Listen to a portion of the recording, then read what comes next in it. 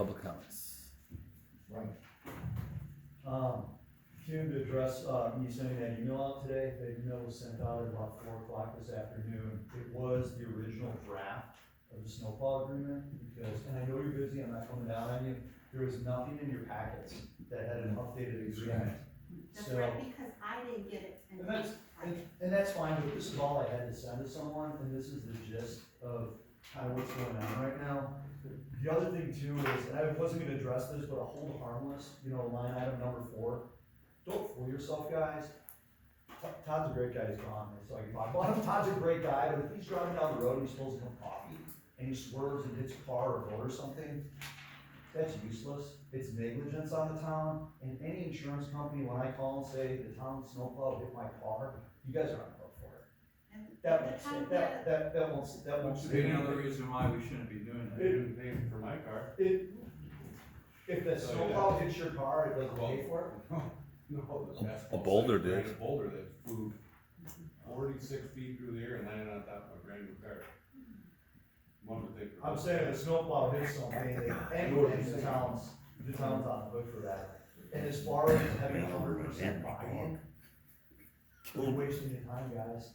You will never get 100% buy-in. And the other thing too is, there's a board of 5 people, there's three people and 2 people who vote. You guys can't even get about 100% buy-in on a 5-person board with discussion. The dog that they killed. We were required by the town to repave our road, which is happening this week, so that we could continue snowfall services. That was the whole point of us getting our road repaved. That was the whole thing. Well, The the rest board of- was not in charge when Mr. Zess brought it to the board's attention. It should be business as usual. You're asking us to comply and say, please do this, please do that. Everyone's been working very well up until this letter and saying we need 100% buy-in. The other thing too I've been asking for a long time is, if you're asking the people on Shorewood Drive to sign this, if we call the police department and say someone's trespassing on a private road, which if we're required to sign this, has been deemed a private road, you can't even ask them to leave, is what I've been told. By dealing with chief of police, there's no enforcement. Yeah. Okay? So if you can't enforce someone to leave my road No, I'm for saying, trespassing, the suggestion is, we can't plow your road Okay. without this. I get it. But when we call for police protection or services to say someone's trespassing on private property, that's undetermined whether it's private property. But yet How's you it need- undetermined? I've been Put it told- in writing for you and Ms. Haynes. That That's it's fine. private. So we can call and there would be a citation or a trespassing ticket issued. No, we can't. It's citation, and we had this discussion last month or month before on Right. the call. We Right. cannot issue a trespass ticket on a private road. You can at Miramar Beach, that's private. Correct. Do we issue tickets at Miramar Beach? For parking violations. For the association did that, didn't they? The ordinance requires Our them, association. how the parking violation can be enforced, so that's the ordinance revision for that, totally separate from this. Right, I get it. and,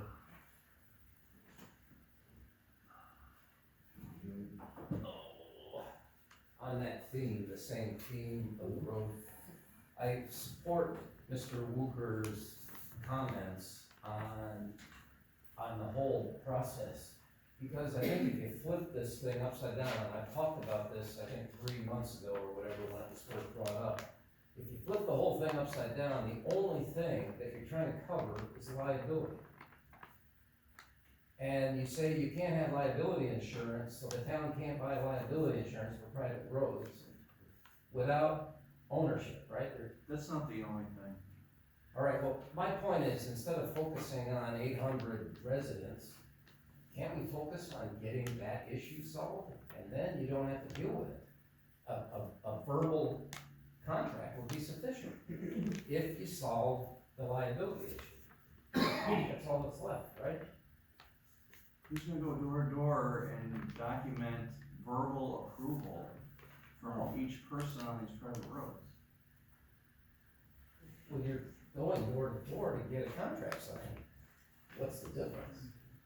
First off, I don't know why you would be doing that, because I would say the town could work on taking ownership or whatever needs to happen in order to get insurance coverage, and then a verbal contract is sufficient. So anyway, I'm just offering additional input, I'm bringing it up again because I brought it up once before. And it seems like instead of focusing on 800 residents and pissing off a lot of people in the town, you could be trying to channel the effort towards something more constructive. Thank you. Thank you very much.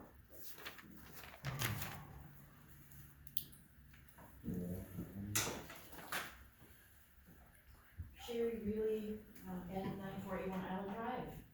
This is the first I ever heard about any road thing whatsoever, and I couldn't appreciate your comments more wholeheartedly. We are presidents of our HOA, we have 16 people on Island Drive. I guarantee that you will not get 100% for any X amount of things. But my question is, can't you have it written that your paying of your taxes is your agreement to this contract? Have it written where? In the letter that In the comes. resolution? In Oh, the I- letter that comes. In So by the your cover paying your letter that you're taxes, you referring to. agree to this contract. If you pay the taxes, you are agreeing to that.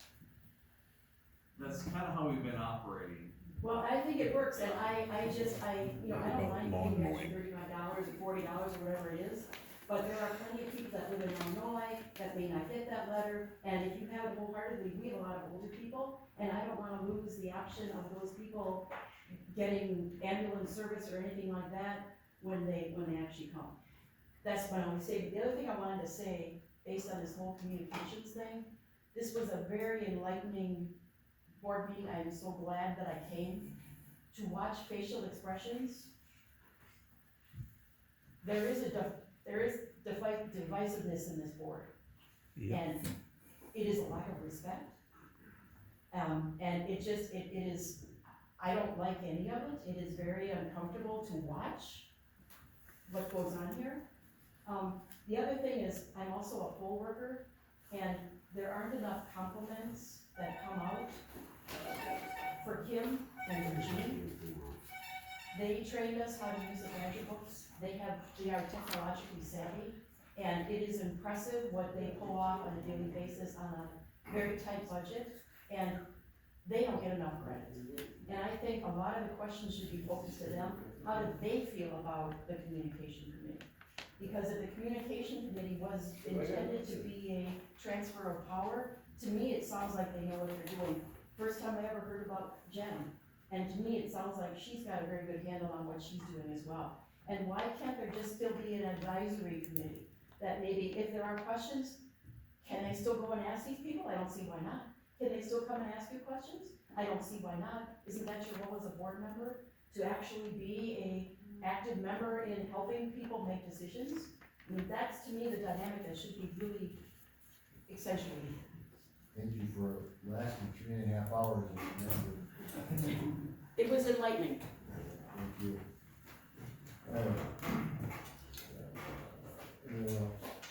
Yes, you were the one to talk before and again, two public comments. My name is Bob Mylash, I'm a neighbor of Sherry, from Island Drive. My daughter's been watching this for the past 4 hours. She would like to say something to you, she's on the phone. Would that be possible? I gradually, I don't know, can you say what she said? Yeah. Well, she She's also on her- lives- I talked to her today and twice. Yeah, okay. I did. I think her speech would be more effective than mine. Hello? Hold on. What is Hi, she- do I have a speakerphone? Yes. Yeah, Hello, East Troy Ward. This is Lisa Duffy. I live on 9516 Island Drive.